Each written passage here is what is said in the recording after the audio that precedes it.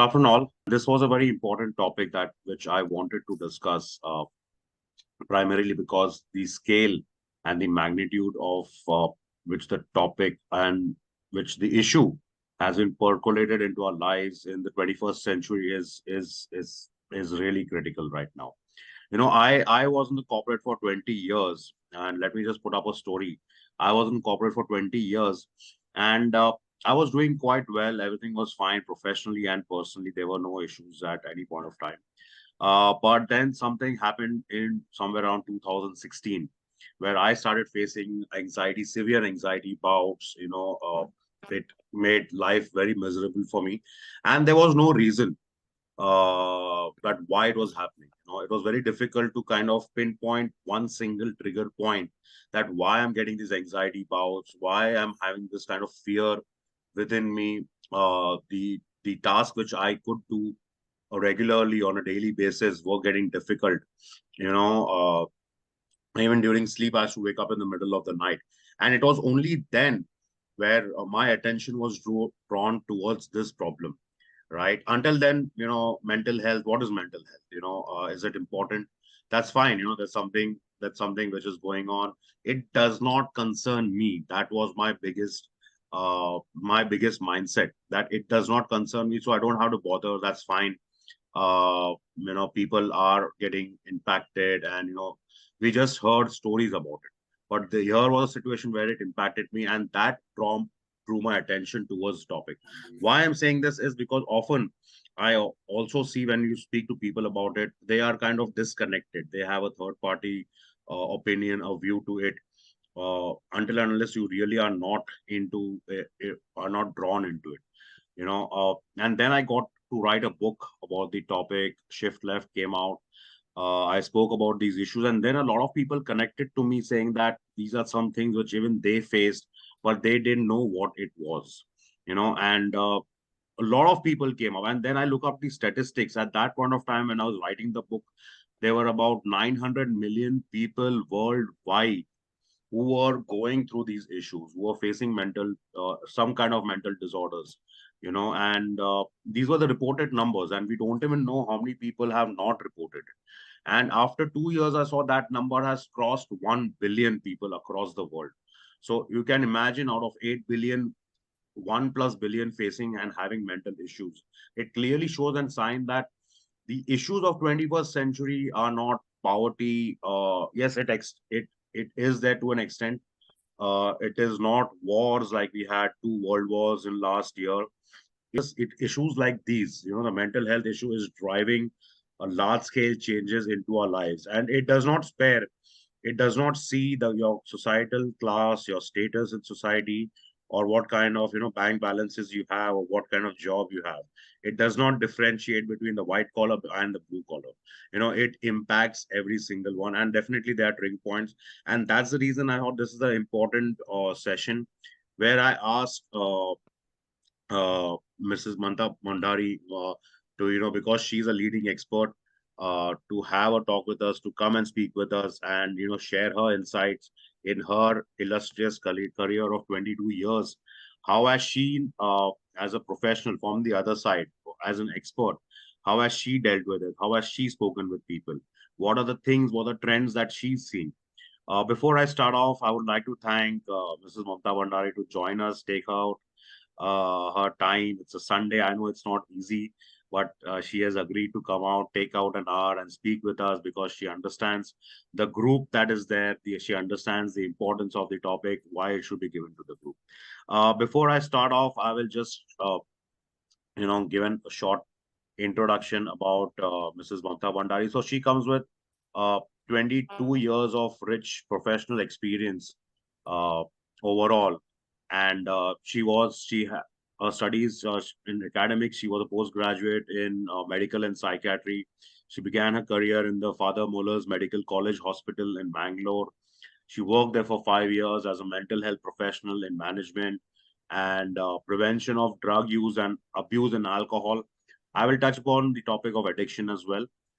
Later on, she joined the KS Medical Academy, KS Hegde Medical Academy, and worked as a mental health professional in the Department of Psychiatry for 12 years. Okay, so you can see the the breadth and the depth of the expertise and experience. She worked across the spectrum of mental health issues, of addressing different issues that keep coming up, especially the latest ones which are impacting us in the 21st century. Uh, she worked with a lot of young adolescent students, and she was pivotal in shaping their mindsets, their cognitive biases, their thinking, and making them able professionals for the corporate world and wherever they are in. Right now, Mrs. Bhandary is a director with a company called Moti Vitals, which is an educational training and enhancement company which focuses heavily on soft skills and training. Uh, she was also a trainer for the National AIDS Control Organization, and also a trainer for the globally renowned TIS, which is Tata Institute of Social Science in Mumbai, back in 2018. And she's a consultant. She has a business. She is with different companies. She consults across the spectrum of human mental challenges. So thank you, ma'am, for joining Thank you, us. Roshan, for that warm introduction. Uh, Anytime, anytime. So I'm sure the people who are joining us, and this is a recorded session. So of course we will be having this later on our YouTube channel as well. So thank you, ma'am, for joining us. Uh, Anything that you would want to start off with, to speak with the people who are there before we get on with the discussion, the webinar, the topic, and the agenda, the questions that we have. Yeah. Good morning, everyone. Indeed, it's a great pleasure to be among all the participants. As Roshan has told, there are youth, doctors, professionals, people from different backgrounds. Addressing this concern has been all through in my journey, that is mental health. Now, as we have our other health, like our physical health, mental health is also a very important aspect of our life, I can say. Because today, what I can see in my almost 23 to 24 years of my journey in this field, more than physical health, mental health has to be given priority on a day to day basis, which people don't understand at their level of their day to day ongoing life. And when do they come and seek help is the time when they really collapse, which is not appropriate. So that is because people don't understand what is mental health and how we can navigate from small mental health concerns and issues, unless they are some kind of disorders or mental health problems, real grave problems and disorders, which will definitely need medication and other professional intervention at the earliest. But I think our day-to-day problems, which all of us go through, the general population go through, the students, the youth, from the primary level of school to the adolescent, early adolescence, and late adolescence, and the youngsters and the midlife, whatever we go through, and the old age population. The problems are different at different levels. But what I understand is we need to understand what is it, mental health, what is very important. Mental health is nothing. Being in tune with yourself, being in tune with your day to day life, being in tune with your day to day responsibilities and goals, and meeting those goals and responsibilities as far as you can. So we all can do only as much as we can. When you go to do beyond what you can, pushing yourself from threshold of whatever threshold you have or whatever you can take, that is where a breaking point comes in, which is with happening with a lot of people. And more than anything, what I can say, the common mental health problems what we generally have is minor depression, anxiety, some kind of phobias, or a kind of feeling of low. But to tell you, in reality, all of us go through lows and highs in every day. I think all of y'all can see in the morning when you get up, other than a Sunday, you lays out, you get up a little early, thinking why? Because you have programmed yourself that it's a Sunday. I can tune myself and condition myself that I can get up a little late, laze around, and do whatever I want. But the other day, start off with your usual routine when you condition and program yourself that you have to get up at a certain time. So, what I understand is one day at a time. Every person of us, the common problems what we go through is minor depression, anxiety, which all of us have. In the morning, when you get up, all of us are very enthusiastic, right? You all have a good mood in the morning when you get up because it's starting of a day. At the end of the day, towards evening, most of us feel tired physically, maybe because of the responsibilities and the work we go through. And also at times we go through low moods, which is very, very normal. Some of us don't understand this and go to seek help, which is not required.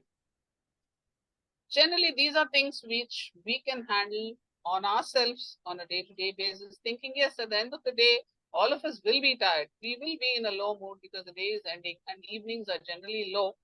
But there are ways of coping where you can engage it with a chat with a friend, call with a friend, whomever you feel very comfortable.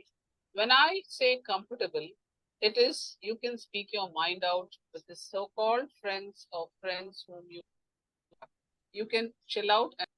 So when I tell you, you have to have a so-called circle of friends who are not judgmental, where you can share everything about you, which is the dark secrets and the great moments of life, where you have a listener where they are not judgmental about you, and they only listen to that, and then you can navigate through yourself in a good way, which we all don't understand. And some of us also feel at a certain level we can handle problems all on our own, which is not possible.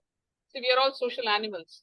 There is a lot of ego in a lot of us where we don't understand what is ego. There are three components of ego when I talk about ego.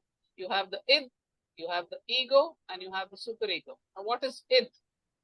To explain it, it is a very immature part of yourself, which is a baby ego state, where, like, if you want to eat an ice cream, you will say, I will go and eat an ice cream immediately.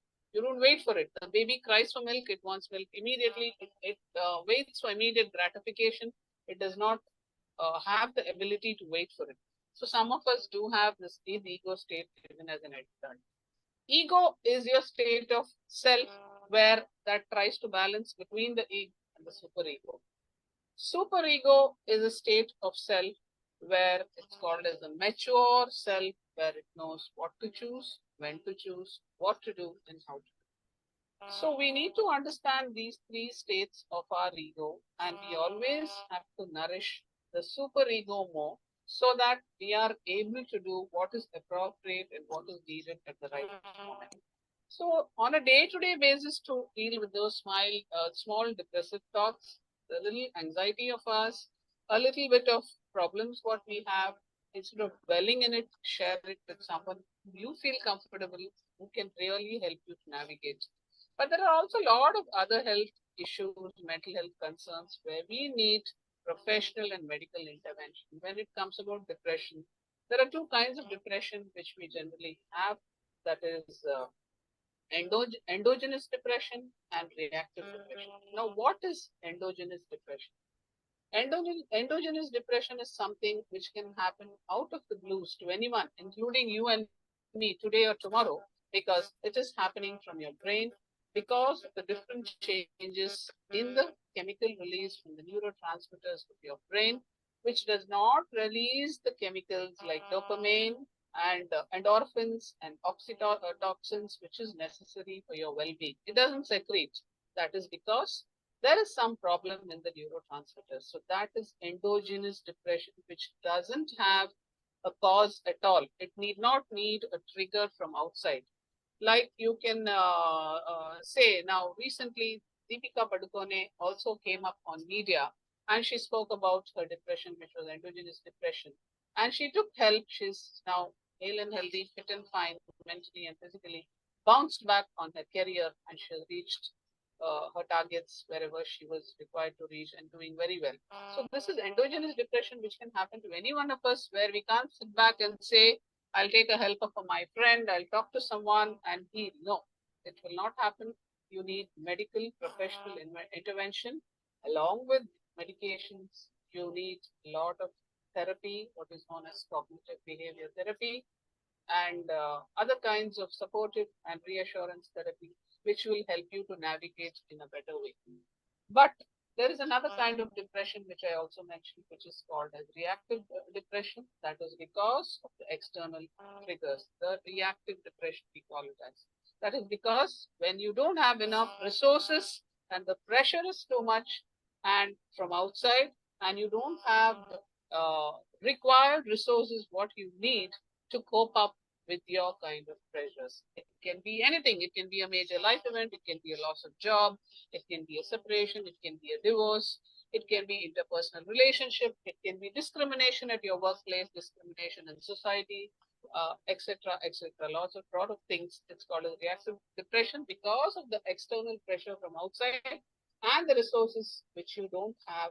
And it's the resources, whatever you have, and the support system, whatever you have, is not enough or sufficient for you to cope up with this kind of problem. So this is also a kind of depression, reactive, but this is because of the external pressures. And if left unidentified and unaddressed, it may trigger a wish for suicide and also completion of a suicide. So this is where you need to take a lot of professional medical intervention and help and handle it at the right time. Yes, Roshan, I've touched upon some basic things of mental health concerns. If you could lead me through what I is think required. I think the point that you mentioned right in the beginning, that coming up, understanding yourself, that you need assistance, uh, Yes, and this, Mamta, is seen as a stigma in our society. exactly. It is okay if I get hurt, if I fall down and I get hurt, and if I get a fracture in my hand, I can Yes, put that putty, I can, roam with a fracture, and I'm expecting sympathy. What happened to you? Are you okay? Take care. And there's a lot of sympathy from our society when you get a physical hurt, because it's visible, and it's there, and people want to yes, sympathize. People generally are all good. We all humans are well-natured, well-mannered people. We live in well-mannered societies. But at the same time, if there's an emotional hurt, this is what I personally underwent. When there is an emotional hurt, and the moment you tell it to people, people want to distance themselves from you, right? exactly. It's a very opposite reaction to a physical hurt and to an emotional hurt. And because of the distance created, you start thinking that should you be talking about this to people?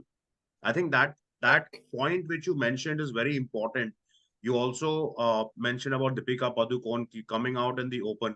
I think what Deepika Padukone did was fabulous. It is not about, you might say, oh, there's so many people who are facing mental issues. So what is great about Deepika Padukone? The point is not that. The point is that a person of influence is coming out in the society, who has influence on people, who has people following her. She's coming out and leaving an influence and saying that it is okay. It is absolutely okay to seek counseling. It is absolutely okay to talk about these issues, because you are emotionally hurt. You need the balm. You need the medicine to put. And those medicines are your coping mechanisms. It can be, meditating, watching your emotions. You beautifully touched upon the structures of personality, the three which I also speak about in my lectures: the eight, the ego, and the superego, which is also important. We need to understand these different mindsets, because at any given point of time, we are the it. At some point of time, we are the ego, and at some point of time, we are the super ego also. So we Yes, oscillate. And the third important point is, we need to understand what you said is, it is not permanent. Everyone is having mental issues. Everyone at any point of time, an average person is going through some challenges. It's not that it is permanent. We need to understand, okay, right now I'm feeling frustrated, but this is temporary. I am yes, feeling frustrated because of this thing that has happened, and with time that will subside, that will go down, so my emotion also will subside, and I will come back to my average, standard state of mental balance. We need to talk to ourselves in that way. If I am feeling very depressed, and I want to take some extreme step, the most important, because happens at the fraction of a second, right?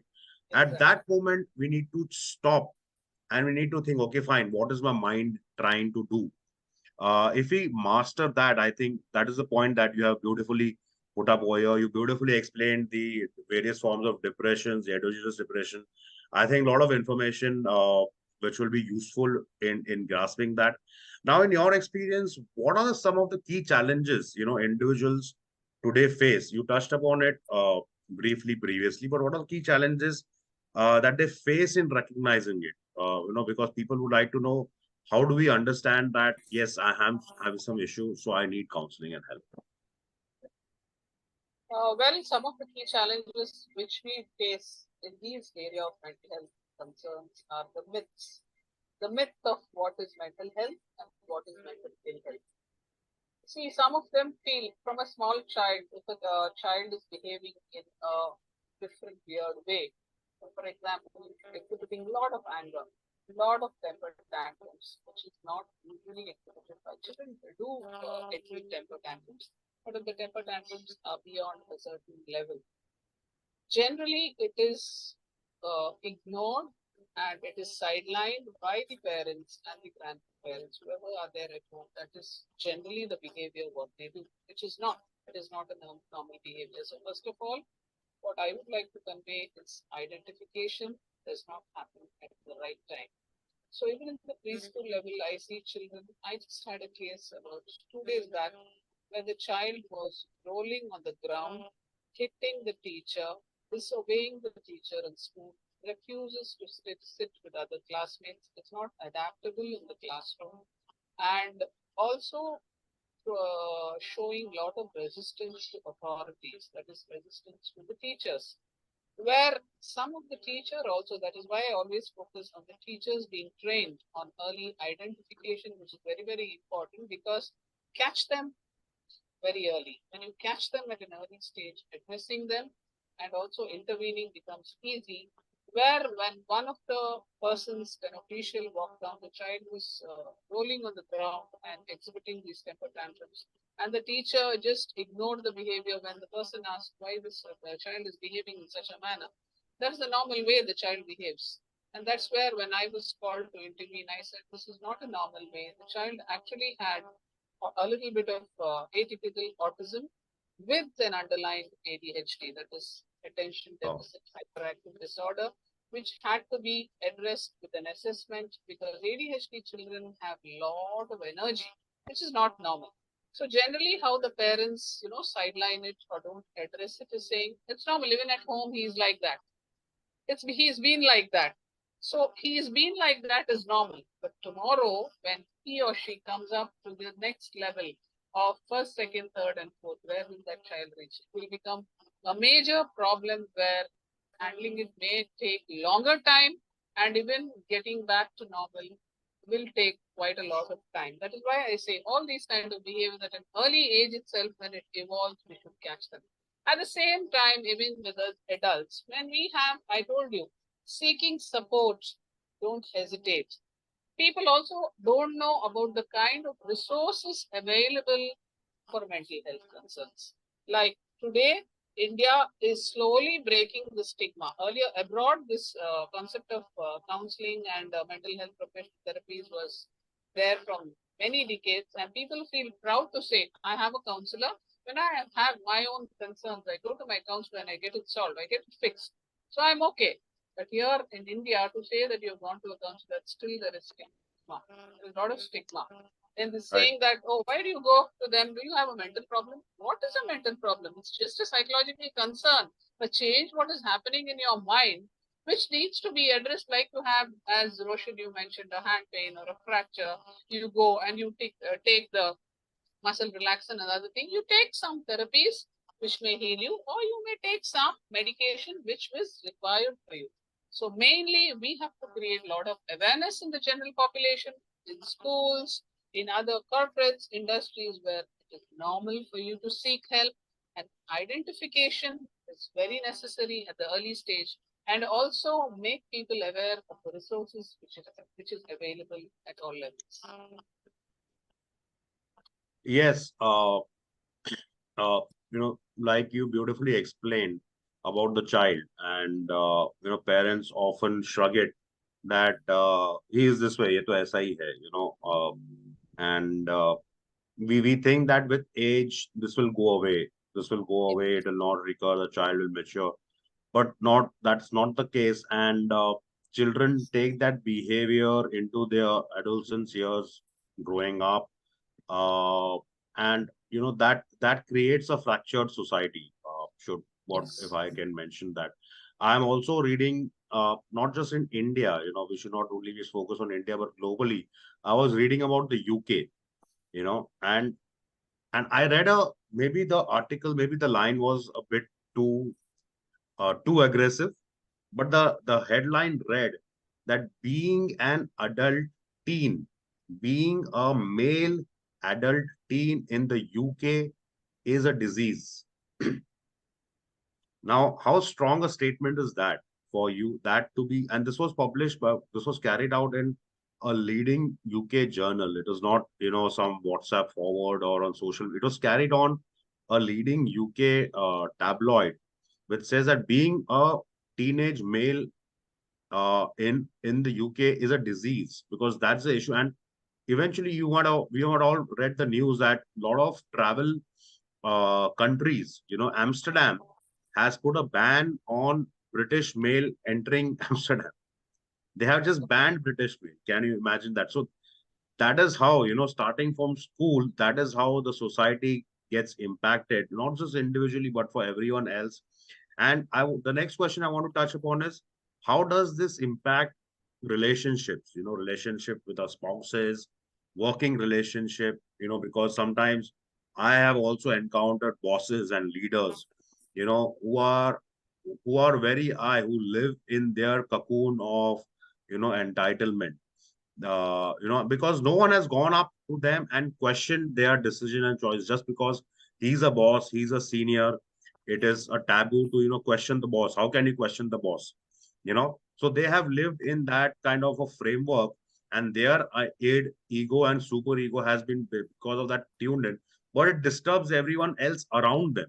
So can you just touch upon how the entire fragment gets, impacted because of one person suffering as well, how relationships are suffered? Yes, Roshan, that is the most important topic which I've touched upon because it's prevailing in all the institutions of the corporates, industries, and companies. See, what is created in hierarchy is accepted. We have to have an hierarchy for the functioning of any company and institution because that's how it runs. So being in the hierarchy doesn't mean you have to accept all the opinions of your head. They may also make wrong decisions based on the kind of mindset they have and the kind of upbringing they have. But you can always question the authority, but in the right way. See, what I see is when he's an authority, what they expect is respect. So, without damaging their ego, when you touch their ego and break the ego, they become more defensive. And it is tomorrow, it is a black and white write up for you, then you're going to lose your job, right? So, that is where people fear, why should I talk about it? Tomorrow, I will be the scapegoat there who will lose my job and who is going to bell the cat to address these concerns. But I think there has to be someone who goes beyond this and think beyond this, where without breaking their ego, you can put it in appropriate words, frame it in right sentences, put it in a way where it reaches them appropriately. I'll give you an example where I was working in a university where the child refused to study in the medical professional course of the first year, intentionally started failing in all the sessional exams. And when I was taking up this case, I got to know that the student is not interested at all in doing this course. The management wanted me to retain the student because it was a loss of seat. It's an admission. You know, admissions today in medical colleges is a huge lump sum amount, and that was a paid seat through which the student has come. And they did not want to refund the money and they did not want to lose upon. So the responsibility was put on me to retain the student, which I was not okay with. The parents also wanted to me to retain the child, continuing the same course. When I had few sessions with the student was reluctant to continue with this because his aptitude, I went in for an aptitude test for him, which was very much necessary, where he was not at all cut out for a medical course. He was cut out for a technical course. Those were his core areas of interest. So he was intentionally failing. And he also told me that I will fail the first year. I will not make it, not because his IQ is not good and that he can't, but intentionally he decided which I had to intervene with the parents where they had a kind of mindset, you're a professional, you have to get him to agree to what we say. I said, I'm sorry, I cannot do that. I can't get him to agree what you want. See, as a parent, they have come through you, but you don't own them, right? They want a DR, that is a doctor, to his name because they had an empire and they wanted him to take over. That was not his interest because he had seen his parents logging day and night where they didn't have time at all for him and he didn't want that life.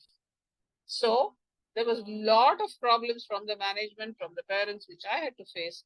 But I put it in such a mold, in a beautiful mold, where I did not break the ego, but I put a no. I said, I can't get your son to agree to what you want, but I can get him to do very successful in life and you can be proud of him tomorrow. This is what I put it to the parents and also the management. And then I also was instrumental in bringing him out of the course, getting him into what he needed. Today he is in the US. He's a very, very, very successful engineer, doing very well and doing what he wants.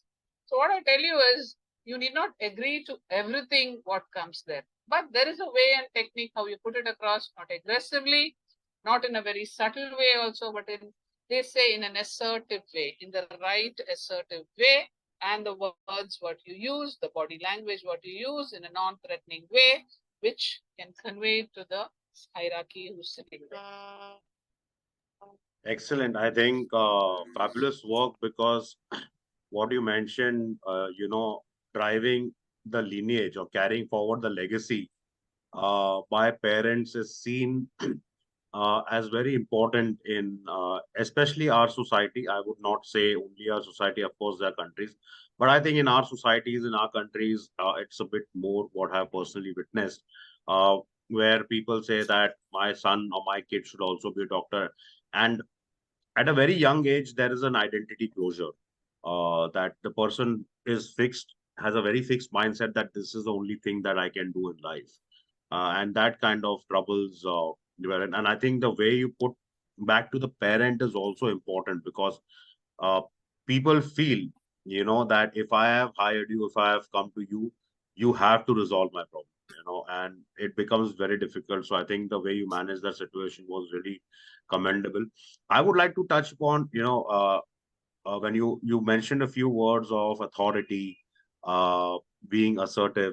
I would want to touch upon a recent hot topic, which is kind of getting into a raging debate across the country, where 2 weeks back, Mr. Narayana Murthy, who is seen as a pioneer, who is a pioneer of not just India but global innovation and technology industry, who made a comment, uh, which a lot of people are debating, is that India should focus on working 70 hours a week.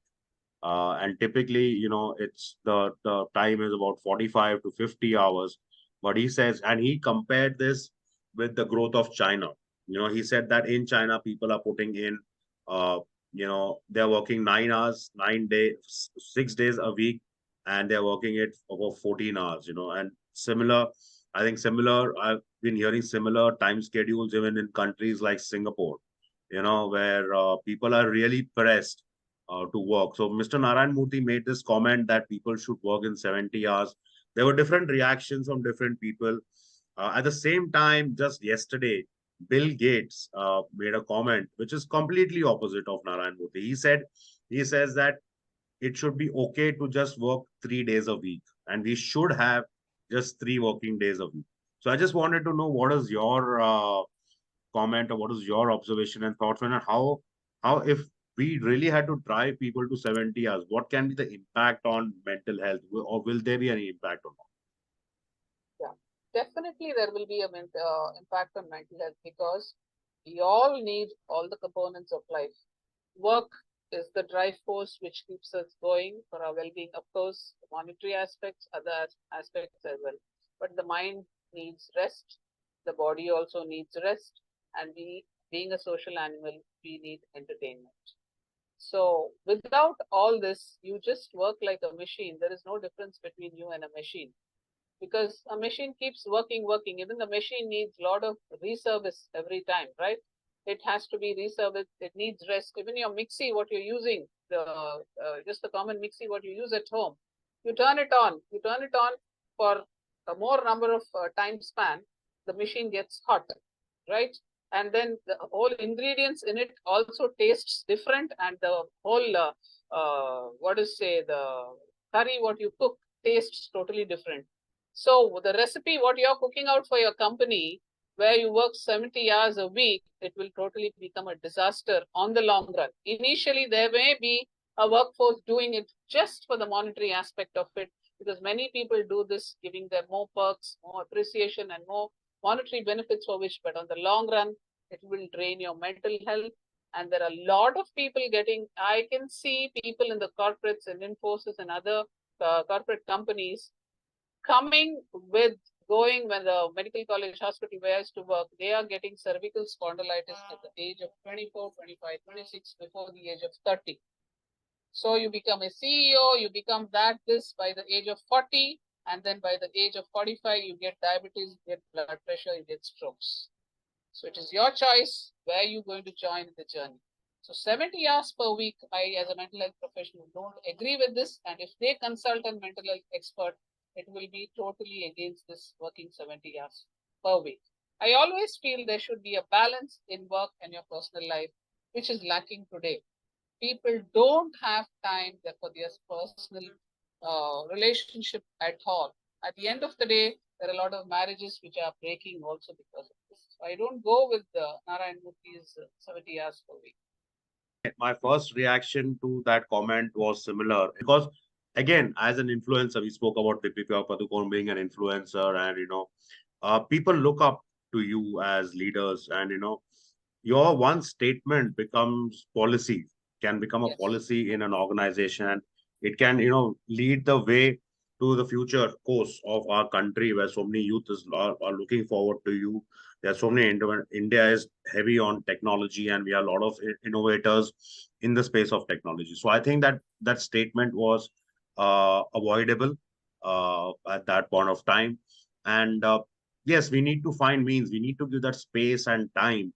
And I'm sure, Mamta, even you would be having, you would be requiring your me time from your work when you speak with so many people, and you would have different ways of, de-stressing yourself, maybe music, maybe sports, Yes. maybe socializing with people. That is such an important part. Absolutely important. Now, moving from the mental health, I would like to touch upon the other subject as we get towards the last 10, 15, 20 minutes of this session. The other topic is that we want to talk about is about addiction, and you are an addiction expert. And I just want you to touch upon and explain to people on what are the common signs and symptoms of addiction, and how are they different from, for example, I do consume alcohol, all right? But I know my limit. So what is the difference between, because people think that, oh, if he drinks alcohol, then definitely the first impression comes to mind is, stay away, he's not, and they start creating their, we kind of get judgmental about it. So I just want you to tell us about these facets, what is okay uh in terms of usage, because you also talk about something as social media addiction, right? Continuous use. So what are the norms? How do you differ? And some of the symptoms that you can say, which say that, okay, this guy is an addict to this particular abuse product or system or something of that sort. Yes. To talk about addiction now, you have something known as social drinking. Then you have the next stage, what is known as dependency, which then the third stage comes into addiction. For social drinking, most of us do. We do hang around here and there, go for parties, chill out. We have our own ways of stress busters, entertainment, meeting people. And most of the meetings, the late night meetings or the gatherings are all with alcohol today. And today, if you are not taking alcohol, people eyebrows raise. Oh, you don't drink beer also, you don't drink wine also, because it is socially acceptable. But then slowly, when does it get in? Social drinking is fine. You drink once in a way when you meet people, or maybe once or twice a month, and then on the weekend sometimes twice a month, and then you just forget about it. You don't even think about it. It is not there in your mind at all. You don't even think that you have had the drink. You may want it after 15 days. This is called as social drinking, where it doesn't bother you mind in your mind, and there are no cravings in your mind that okay, I've had 15 days back, I'll have it now. No, it just gets out of your mind. Only when you meet people you enjoy to be with them, and you just enjoy and you forget about it. But then when does it become into dependency? Slowly, at times, we may have pressures. It may happen because of pressures, it may happen because of habit, or it may happen because of the people you are around with. There may be people who are all drinking and you would want to also take. So it may happen that way. Slowly, you will get habituated. That is where you get into dependency, where you may start drinking on every weekend and you may start wanting that craving, that psychological and physical craving will come only for certain percentage of population according to research, where you will feel okay, I've had it 15 days back, now next Saturday I have to have it. Psychological and physical, the body craving also has for it, like you have for food. So that is the second stage where you get into dependency. You start becoming dependent. This dependency may change for various reasons. It may change for entertainment. It may also become you are becoming dependent to handle your stress. Oh, I'm getting very stressed. I had a bad day today. I had a bad time with my boss. I had a bad time with my colleagues. I had a bad time with my partner. I'll just go and have a drink. So you're taking this coping as a dependent to handle your stress. That is where you start becoming dependent. Then you start take it, it becomes okay. You feel okay at the end of the day, but next day morning your stress comes back again. It's just you're postponing, you're forgetting it for the time being by taking this ingredient, what is known as alcohol, which has something, a chemical known as ethyl in it, and that is a central nervous system depressant. The ethyl in alcohol is a central nervous system depressant, which slowly starts conquering your central nervous system and slowly gets you into addiction. Then is the third stage where you reach addiction, where you'll want it every day. And where you were drinking 30 ml or one peg, what you call it, will not give you the satisfaction what it used to give you earlier. You may need 3 or 4 pegs more to get the earlier satisfaction what you used to get it in 30 ml. You may have to take 100 ml, 120 ml or more. That is where we call it as addiction. And if you don't get it, you become irritable. You start having hallucinations. You're in a confused state of mind, and the cravings start becoming more and more. And unless and until you have the so-called 30, 60, 90 or 120 or 1 liter, what you generally have, you will not be functioning normally. And then you don't have the required amount, you start having withdrawals. What are withdrawals?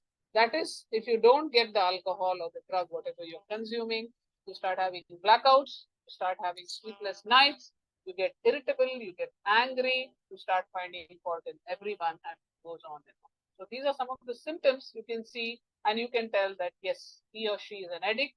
They definitely will need de-addiction at this point of time. Yes, I can very well relate to the points, as you mentioned, the craving that comes in. And as I mentioned, I also consume alcohol, and there was a point in time when maybe 10, 15 years back when I used to consume it in very large quantities. Uh, and then, of course, I had to, thankfully, I was able to kind of bring it down.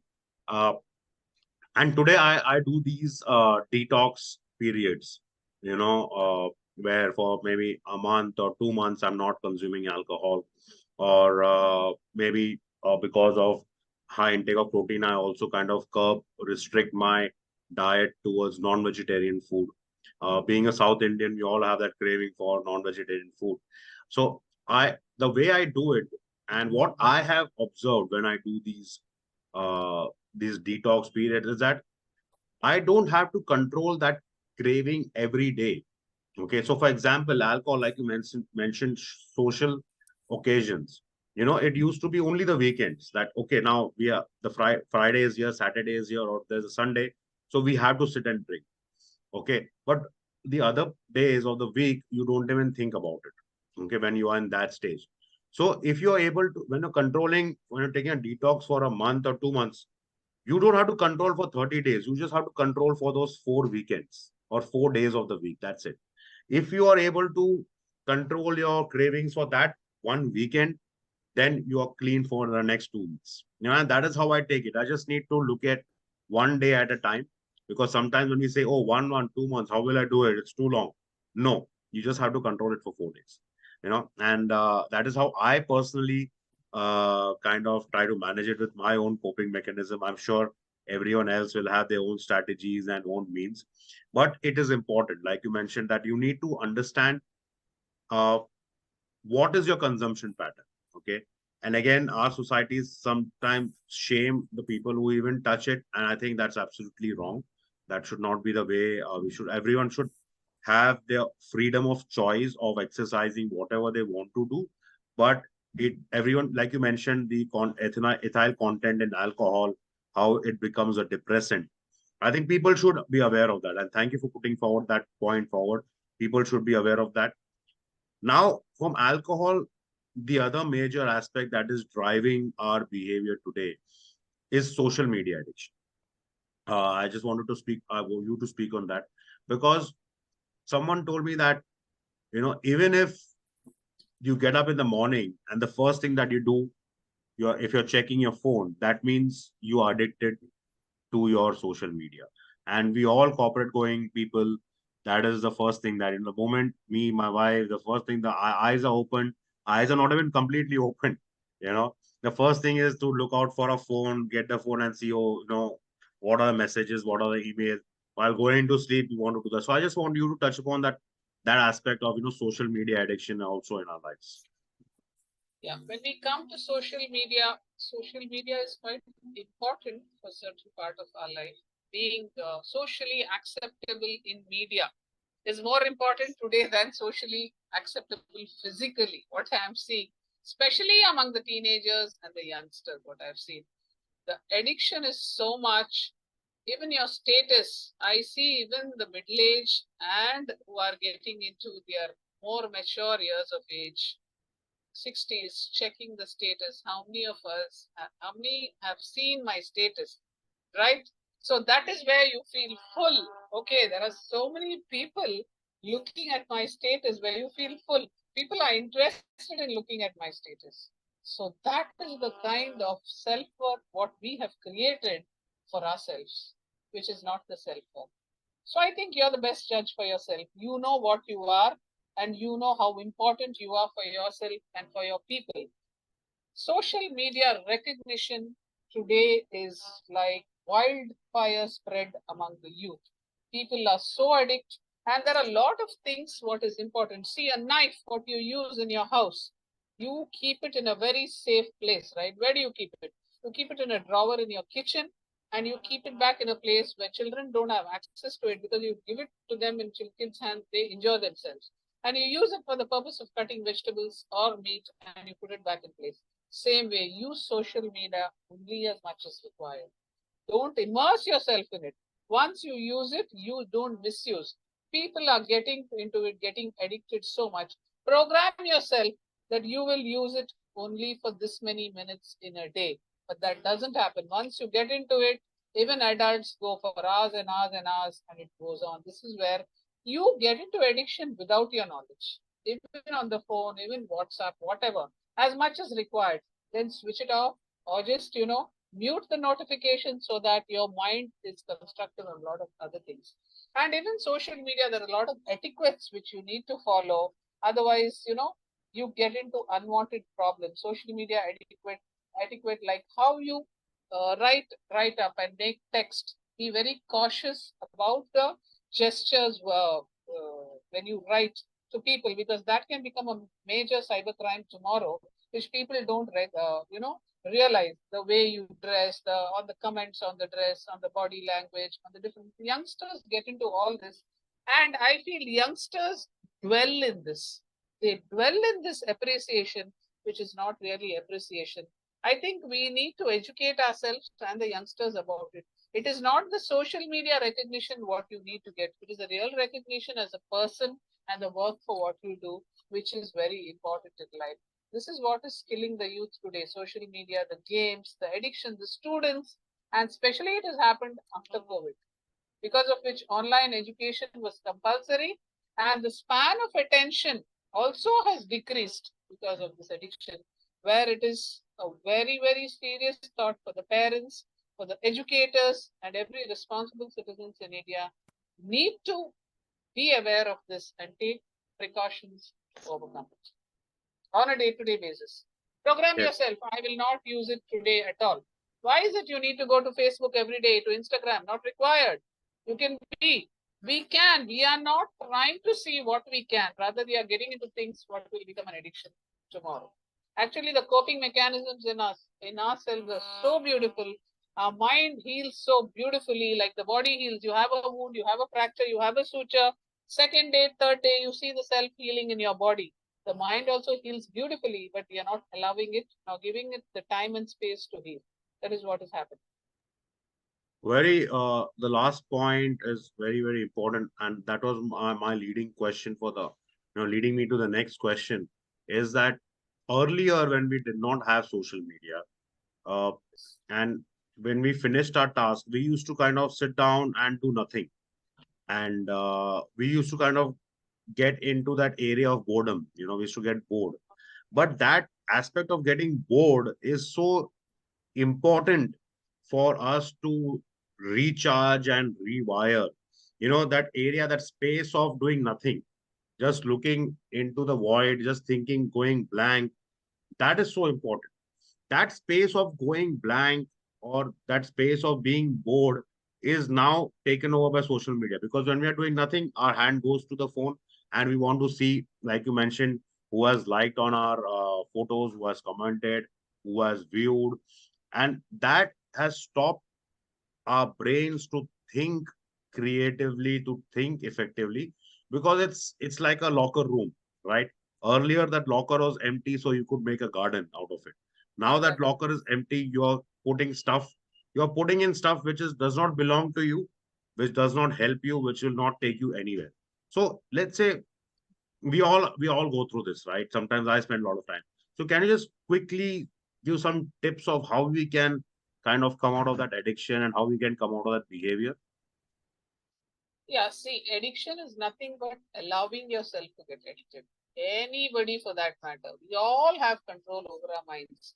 There is a saying, train the mind before the mind trains you, right? You should ride your horse. The horse will not take you where the horse wants to take you. You should take your horse where it needs to be taken. You should ride your journey, right? And go to the goal where you want. See, I also allow myself today to get into Facebook, get into chats. I will also definitely get addicted. We all have that control within us. Remind yourself every day.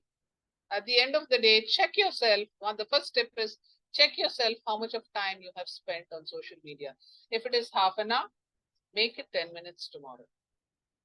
Work on it, cut it down to 10 minutes. And if 10 minutes also is not required, make it 5 minutes. Slowly start tapering it down. Make it just 2 days a week instead of every day, or make it on a weekends, so that you have time for a lot of other things.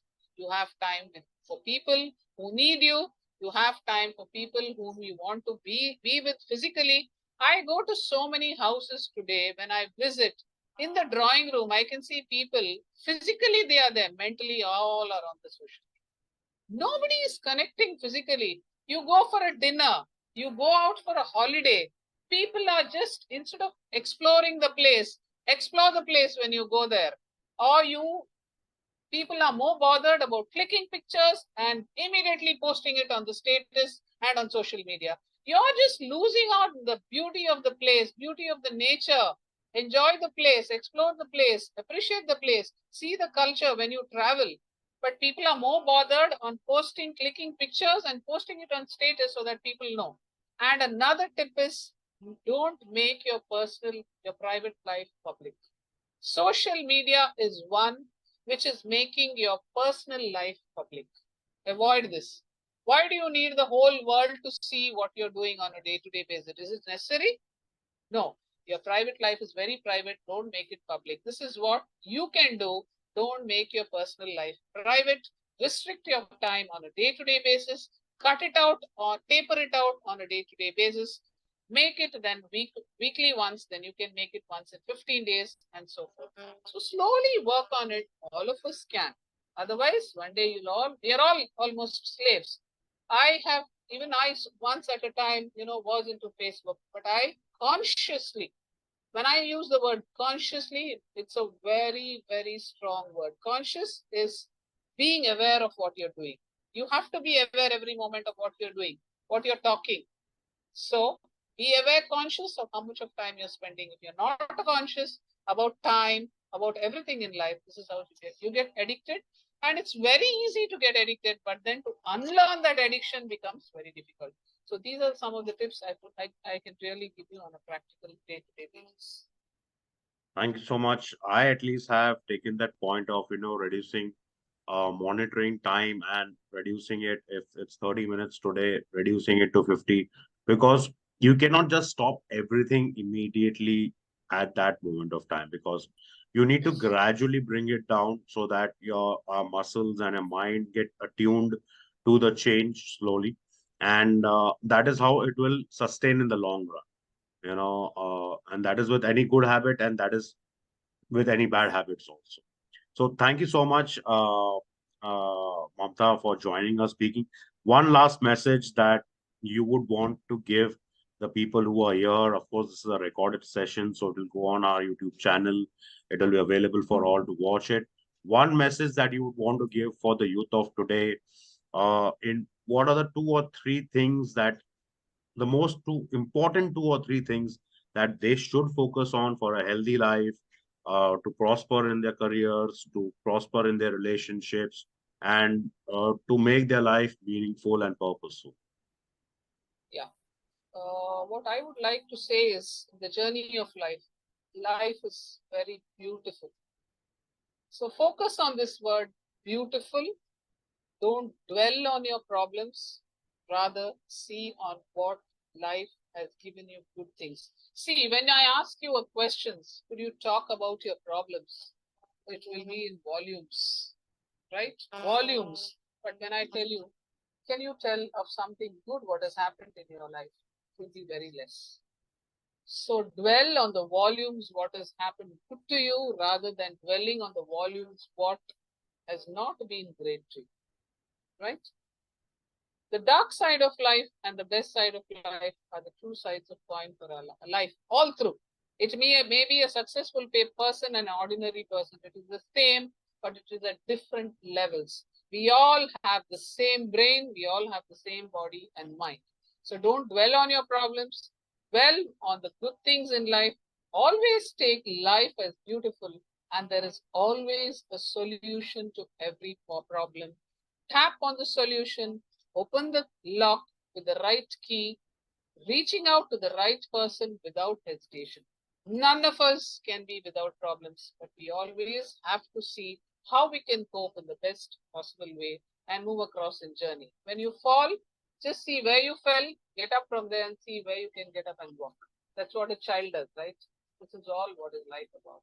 With this, I conclude my session, and I hope I have given the right inputs for us to make a beautiful life, comfortable and successful, goal oriented on a day to day basis.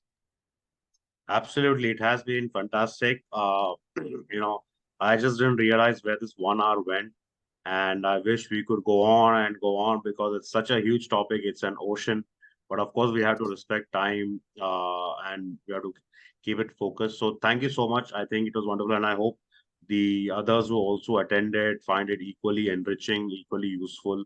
At the end of it, the idea of doing these sessions are that people can learn from experts and take some of it back to their own lives and implement it. That's the entire goal of this session. Thank you so much, Mamta, for being part of it.